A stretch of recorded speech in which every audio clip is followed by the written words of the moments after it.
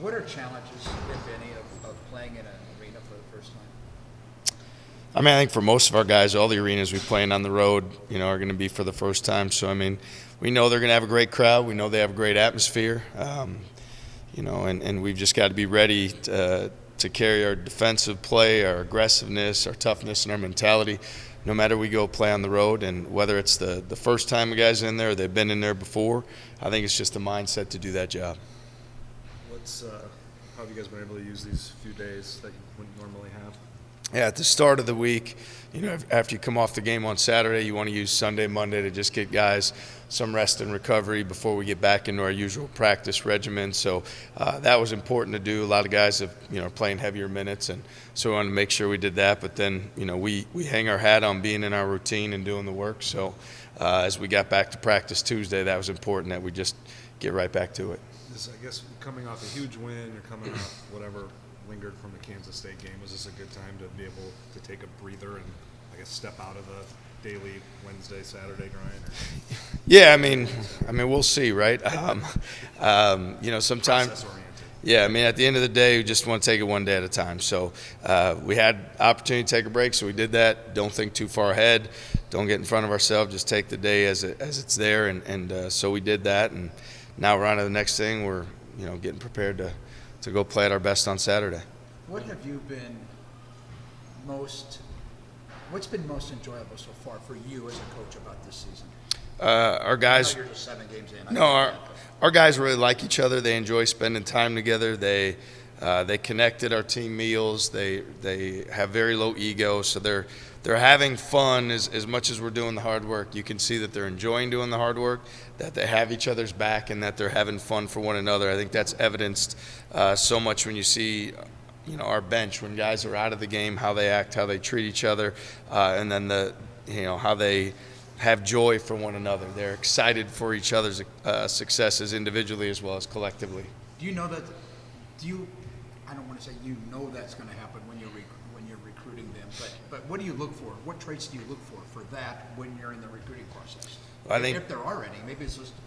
No, I think if you look at the last 3 years, we had 3 players that were on the team the year before our first year. We had 4 last year. We have 5 this year. So as the roster turns over, you've got to continue to be mindful of the traits you're looking for, which we talk about how much we want guys who want to be here. Obviously, character, how do you handle adversity is important. Are you an honest person? Are you self-aware? Do you genuinely care about other people? And then do you have that chip on your shoulder?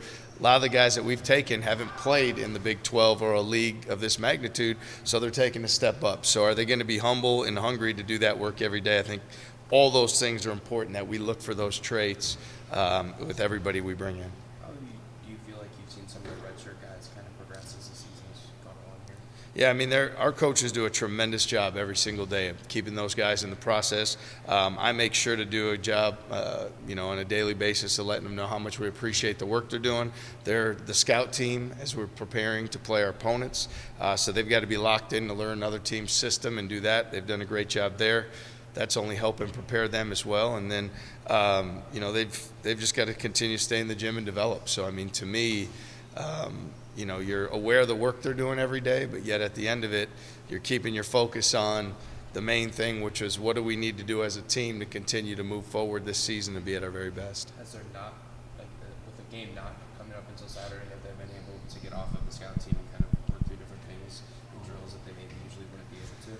Yeah, I mean, we take a lot of pride in the player development piece. I think you've seen over time guys have tended to get better in our program because our assistant coaches do such a great job working with them, and we recruit guys that want to keep developing. So even when they're on the scout team, doesn't mean that we're not every single day making sure their development's at the forefront of everything, because that's ultimately the most important thing to keep moving our program ahead. What's your most impressive thing Kurt has shown you, especially when he wasn't getting shots, just in terms of who he is as a player and a person? Yeah, defensive intent. I think he's in the right place a lot defensively. He gets steals naturally. He's rebounded more effectively on the defensive end. And then offensively, he has a good effect on moving the basketball and taking care of the basketball so that, he does so many other things that you stack positives in the ledger, and then the shots is, it's icing on the cake. You're in February now, game out of first place. How have you seen in the past, or what do you hope to see how teams handle as the stakes continue to rise, the microscope gets a little bigger? What, I guess, differentiates teams that find success in a situation like that versus ones that don't? Yeah, I think we identify a process at the start of the year. We do the same thing every day, and we talk to our guys about, regardless of the outcome of the game, it's just like there's times defensively you get the team to take the shot you want, but it still goes in. And so you can't react to that shot because ultimately you did the job, and you believe that if that team has to take that shot over and over, you're going to be successful. Same thing happens when you look at the games. Is if we practice the way that we need to practice and prepare the way that we need to prepare, we know that in this league, with the respect we have for the other coaches, the other teams, the other players, there's such a thing as they have a good game or they play well. We just came off a game where we shot 14 for 28 from three. So, like, that can happen on a given night where something is maybe you got it going. And so we just got to stay in the same process. Keep our head down, keep our focus on the task at hand, have a great practice the next day, prepare going into the game. You know when you're in this league, you have to mentally prepare. Adversity's coming. You know adversity's coming. It's coming on a possession, in a play, in a game, over a stretch of games. We've seen that the last couple of years. So we're mentally prepared knowing that adversity is around the corner, and when it is, we're going to embrace it and hit it head on. When you get to this in later parts of the season, if you have success, is there a temptation by guys to say, okay, I can let this slip? Or if you don't have success, is there a temptation to panic and say we need to do something different? When, Yeah. I guess when everything gets a little stickier. Yeah, I would say more than anything, like my job, how we lead and how our coaching staff leads is through our actions being the same every single day. So what they see from us is the same every day. We coach them the same. We have the same process. We do everything the same. So what our hope is by doing that is that they see how we're going about it and they go about it the same way. I don't expect all of them to not have social media like I don't have social media. I don't expect all of them to not watch things just because I don't watch them, but we try to really keep our guys focused on what matters, what the main thing is, and not worry about any of that, because what your rank doesn't matter, what your record today is doesn't matter.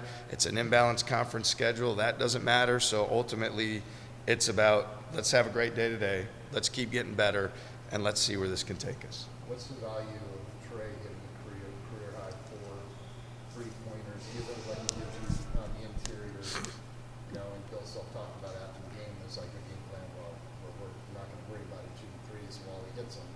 What does that do for your team going forward in terms of, you know, offensive, you know?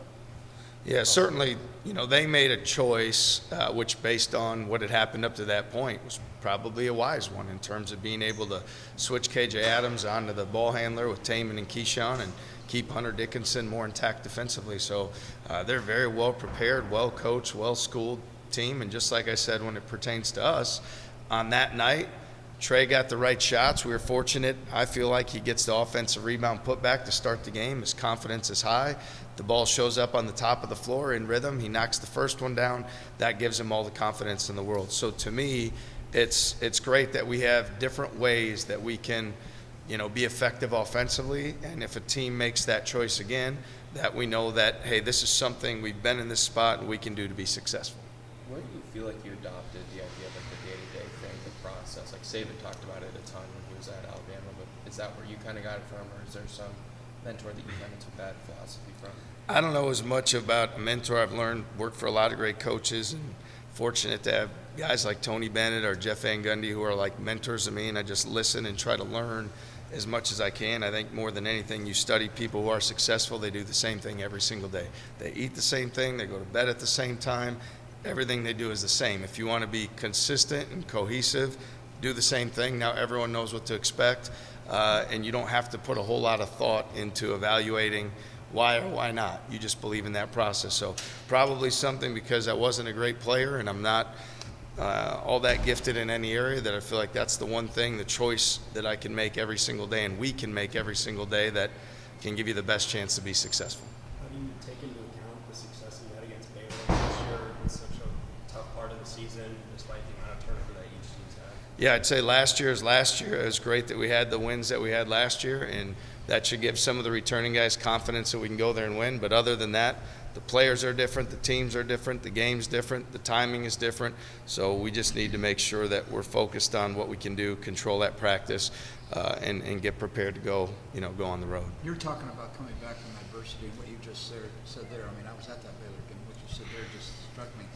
You were coming off, or in the midst of coming off, as maybe as much adversity as this program has had since you've been here, right?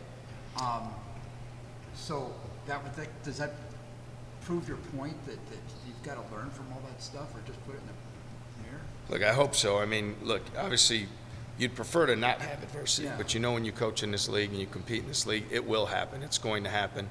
You have to expect it to happen, and when it does, you have to be better for it. You can't flinch. You can't, curl up and run away. You got to attack it head on. We were fortunate last year when we hit that rough stretch. Our guys came together. They were unified. They were connected, and they found a way. And we're going to be put in some of those same spots again this year. So it's what we practice for. It's what we prepare for, and we need to be ready to attack it just like we've done in the past.